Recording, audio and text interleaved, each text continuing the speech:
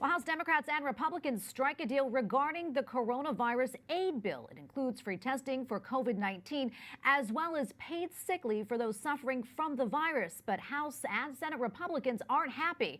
They say House Speaker Nancy Pelosi tried to smuggle pro-abortion funding into the original bill. Correspondent Eric Rosales reports from Capitol Hill now. Eric?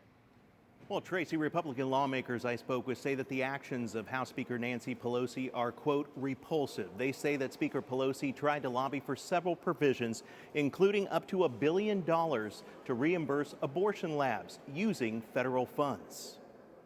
It's political. It's really quite disgusting, quite frankly. Arizona Republican Congresswoman Debbie Lesko says House Speaker Nancy Pelosi sought to include a potential way to guarantee federal funding for abortions into the coronavirus economic stimulus plan. Speaker Pelosi and the leadership of the Democrat Party are trying to take advantage of a crisis like coronavirus. People are dying. Yeah, there's people dying, there's people getting sick.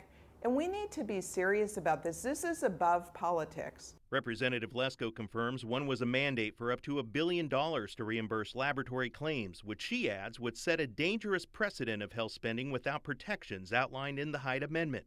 The Hyde Amendment blocks clinics that perform abortions from receiving federal funding.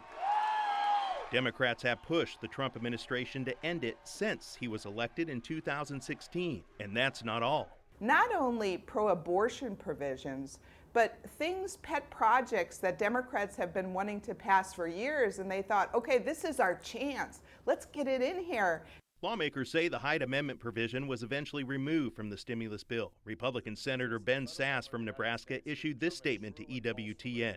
While schools are closing and hospitals are gearing up, Speaker Pelosi is waging unnecessary culture wars. Speaker Pelosi should be fighting the coronavirus pandemic, not politicizing emergency funding by fighting against the bipartisan Hyde Amendment.